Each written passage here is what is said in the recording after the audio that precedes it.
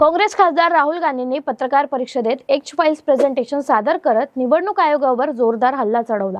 हरियाणा निवडणुकीत Brazilian model Matthews फेरेरोने 22 वेळा मतदान केल्याचा दावा त्यांनी केला। कधी सीमा, कधी स्वीटी, कधी सरस्वती असे नावे बदलून मतदान केल्याचे सांगितले। काँग्रेस केरळने ट्विटरवर या आश्चर्यकारक घटनेचा उल्लेख करत ईसीआयला टोला लगावला। पण फॅक्ट चेकमध्ये धक्कादायक खुलासा झाला।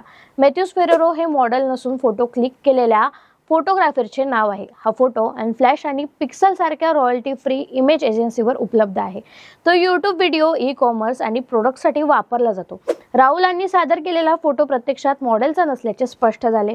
परिषदेपूर्वी काँग्रेसने हायड्रोजन बॉम्ब लोडिंग पोस्ट करून मोठा खुलासा असल्याचे संकेत दिले।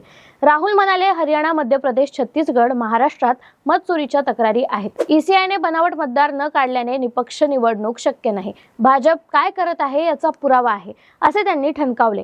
या आरोपांनी राजकीय वातावरण आता चांगलेच तापले।